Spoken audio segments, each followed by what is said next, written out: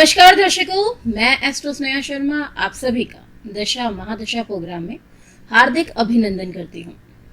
आज हमारे प्रोग्राम के चर्चा का विषय है स्वयं का मकान। हम सभी व्यक्तियों का अपना सपना होता है कि खुद का मकान कब होगा भी या नहीं होगा। लगभग सारी जिंदगी हम यही सोचते रहते हैं।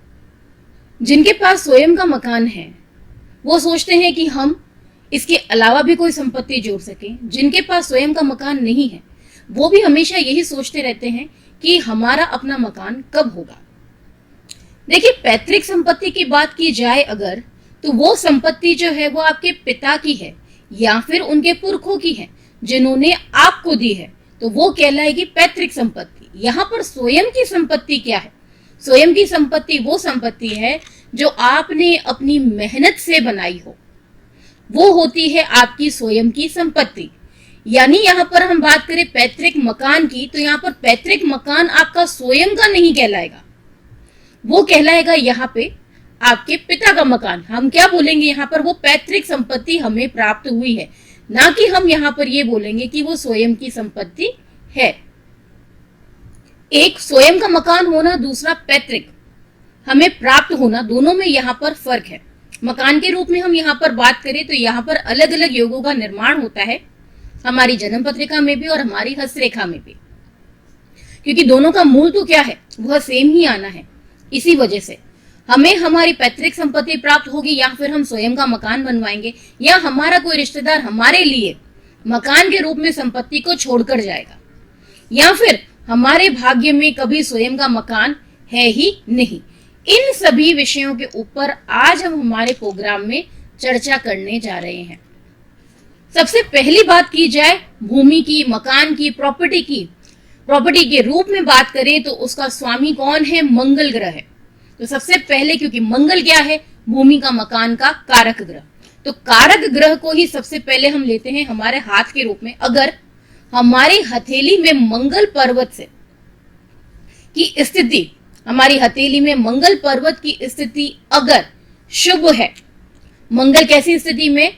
उच्च का है, तो हथेली में ऐसे चिन्ह मौजूद होंगे जो आपको ये दर्शाएंगे कि मंगल जो है वो उच्च का है, जो संकेत देता है कि व्यक्ति के पास भूमि रूप संपत्ति अवश्य होगी, स्वयं की संपत्ति अवश्य होगी। तो ऐसा जातक मेहनत करके अपनी स्वयं की संपत्ति को प्राप्त करेगा, भूमि के रूप में या फिर भवन के रूप में प्राप्त करेगा।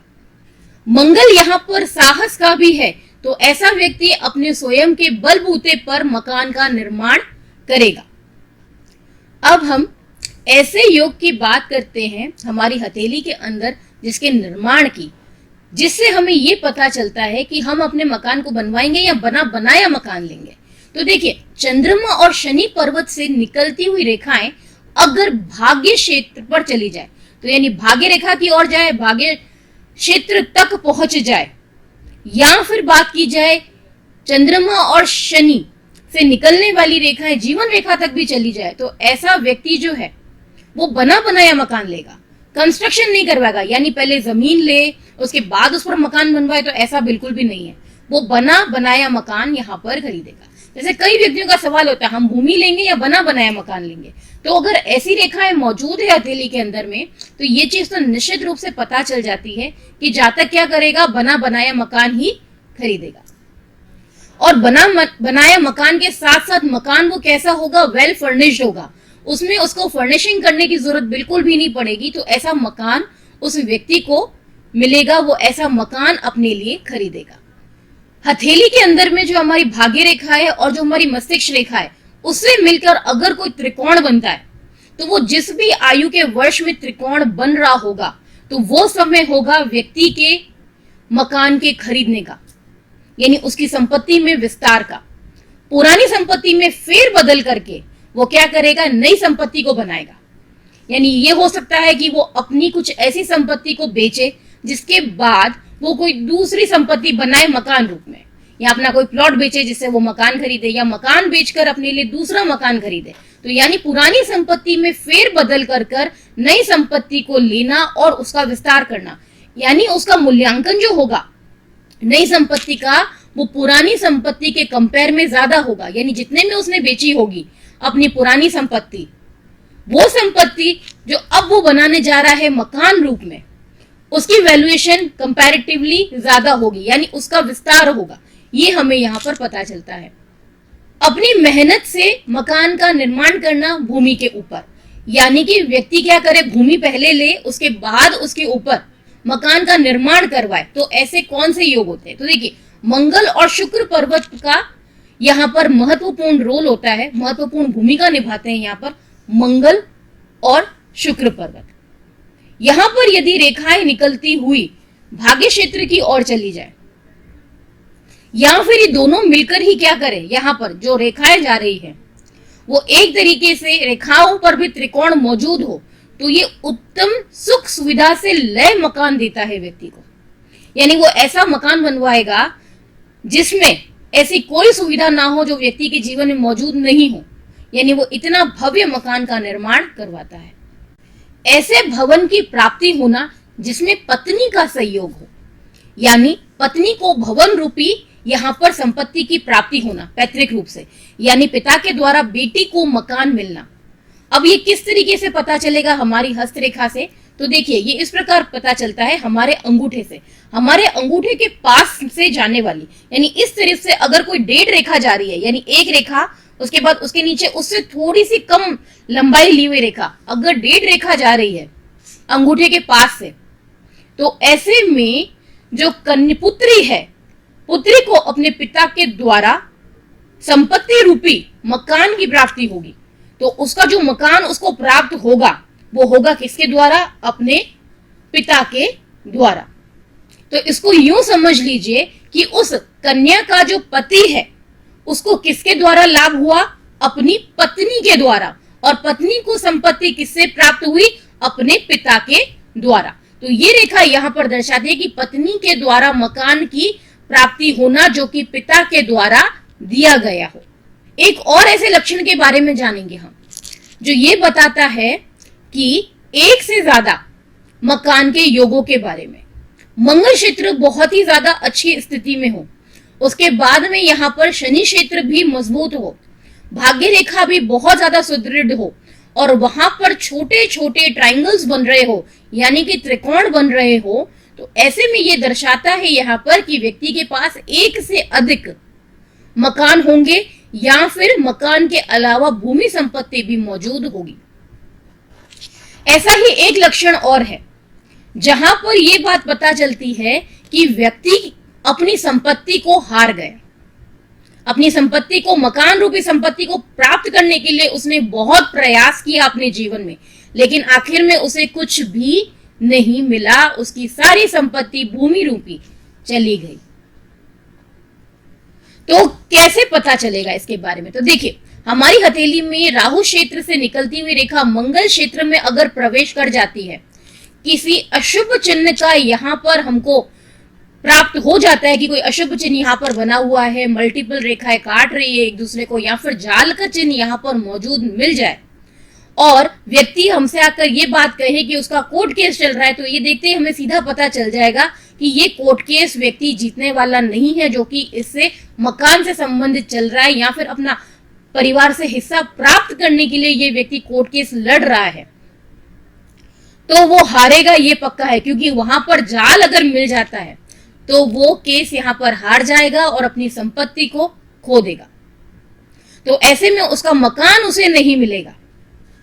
ये तो हमने जाना हस्तरेखा के आधार पर। अब हम जानते हैं कुछ योग कुंडली के आधार पर। देखिए, कुंडली की बात करें, हम यहाँ पर जन्म पत्रिका की बात करते हैं, तो यहाँ पर सीधा संबंध होता है चतुर्थेश के साथ में, चौथे भाव के साथ में। चौथा भाव किसका है? भूमि का है, मकान का है, वाहन का है, सुखों का है। तो मकान भी जीवन में सबसे बड़ा सुख है। तो यहाँ पर हम बात करें सुख के साथ साथ मकान की भी, भूमि की भी, तो पूरा संबंध जुड़ता है कुंडली के चौथे भाव से और चतुर्थेश से। चतुर्थेश शुभ ग्रहों के साथ में अगर युति कर ले, केंद्र में या फिर त्रिकोण में स्थित हो जाए, तो ये उत्तम ग्रह योग का निर्माण करता है। इसमें जातक अपनी मेहनत द्वारा अपने मकान का निर्माण करवाता है, लेकिन ऐसे में उसको लोन लेना पड़ेगा। लोन लेने के बाद वो अपने मकान का निर्माण करवा पाएगा। अब एक ऐसे योग के बारे में जानते हैं जिसमें व्यक्ति के पास एक से अधिक यानी कई सारे मकान होते हैं। बहुमुख कह सकते हैं हम यहाँ पर, बहु मकान के योग। तो चतुर्देश और दशमेश युति करके शनि मंगल के साथ में हो तो ये योग बनता है। तो यानी योग किसका बनना चाहिए यहाँ पे, चतुर्देश और दशमेश युति कर ले, किसके साथ में, शनि के साथ में युति करे या फिर मंगल के साथ में युति कर ले। अगर ऐसी युति बनती है पत्रिका के अंतर्गत तो यहाँ पर एक से अधिक मकान यानी 2 भी हो सकते, 3 भी हो सकते और यहाँ पर 4 मकान भी हो सकते हैं। तो ऐसे व्यक्ति की संपत्ति मकान रूपी कई ज्यादा देखी जाती है, चाहे वो मकान के रूप में हो चाहे वो भूमि के रूप में हो। एक ऐसा योग जो सब कुछ बर्बाद करके रख दे, व्यक्ति के मकान के सपने को चूर चूर कर दे। कैसे, कैसा योग ये होता है?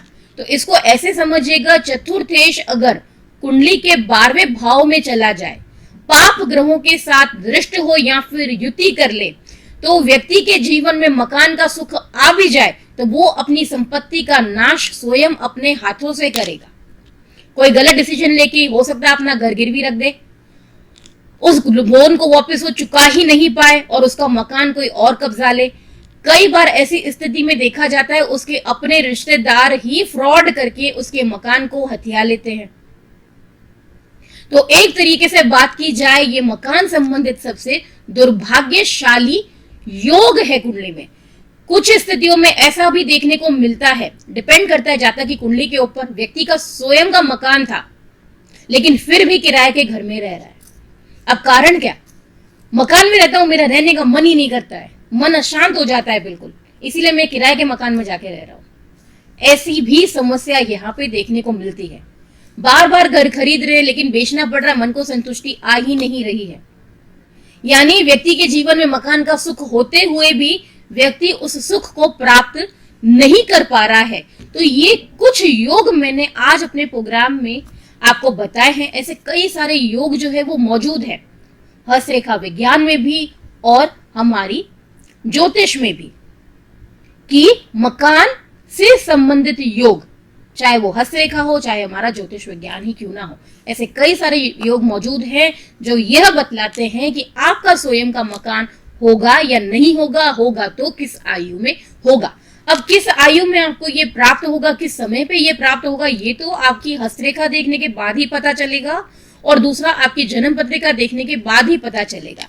ये यहाँ पे कह पाना मुश्किल है कि आपको किस आयु में मकान की प्राप्ति होगी बिना हाथ या फिर जन्म पत्रिका देखे। लेकिन यहाँ पर मैंने प्रयास किया कि आप तक मैं कुछ ऐसे योग पहुंचा सकूं जिसके आप इस बारे में जान सके कि ऐसे कौन कौन से योग होते हैं जो हमें ये बतलाने का काम करते हैं कि हमारा मकान हमें कब मिलेगा, कब हम हमारे जीवन में अपने खुद के मकान में रह पाएंगे, कब हम अपना वो सपना पूरा कर पाएंगे। अगर आपके मन में भी ऐसे प्रश्न हैं तो आप हमसे हमारे कार्यालय पे संपर्क कर सकते हैं या फिर आप टीवी स्क्रीन पे जो नंबर डिस्प्ले हो रहा है उस पे अपॉइंटमेंट ले सकते हैं। टेलीफोनिक अपॉइंटमेंट भी यहाँ पर मौजूद है। अब मैं आपसे विदा चाहूंगी, हम फिर कल मिलेंगे नए प्रोग्राम के साथ, नई जानकारी लेकर ज्योतिष से संबंधित। नमस्कार।